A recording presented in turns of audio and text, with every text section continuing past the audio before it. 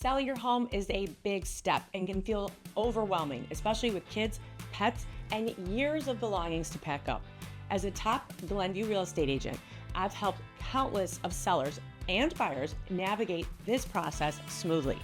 Whether you're moving across town or relocating out of state, I have a solid plan that will make all the difference for you. Today, I'm sharing key strategies to help you organize, declutter, and transition seamlessly to your next home. Plus, stick around till the end, and I'll share a tip that could save you potentially thousands of dollars when hiring a mover. Let's be honest, moving is incredibly stressful. If it's just you as a single person, it's a little more manageable. But throwing kids and pets and a full house, it can feel completely overwhelming. When I moved my family of 6, plus a babysitter, 2 dogs, I thought I was going to lose my mind. So I created a step-by-step plan to help stay organized and reduce stress. And I'm hoping this will help you do the same. First, you have to decide who will handle the move. If you're hiring movers, get at least 3 quotes and ask your realtor for recommendations. I keep a list of movers for my clients who have had great experience and not so great experiences with. If you plan on not hiring a moving company and doing it yourself, you need to plan for a rental truck around when family and friends can help move you. If you're using an app like Logli, make sure to upload a detailed list of photos.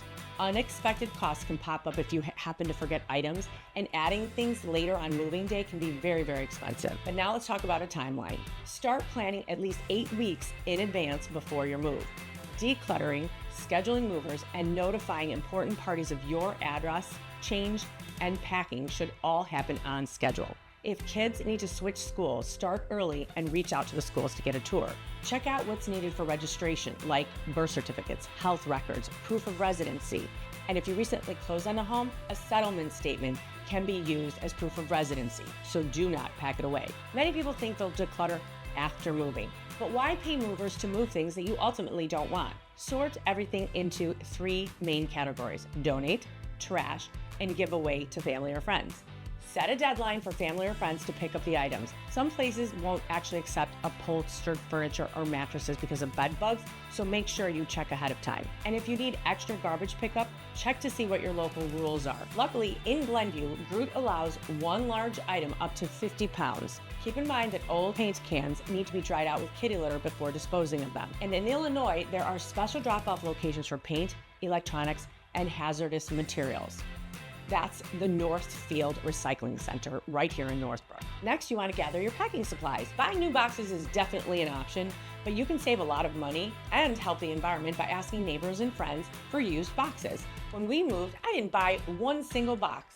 We didn't realize that there were already labels on the boxes with multiple rooms from the previous owners, so the movers had no idea where anything went, and it was kind of a mess. And keep in mind that your USPS mail forwarding request only lasts 6 months before expiring. Pack an essentials box with medications, toiletries, a change of clothes, passports, birth certificates, and some basic kitchen supplies.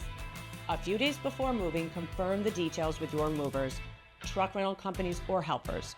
Make sure everyone has your new address and the correct address and contact information. Now for the money-saving tip that I promise. If you're hiring movers, move your fragile items like lamps, TVs, and artworks beforehand. Movers charge extra because these items require more time and more materials to wrap.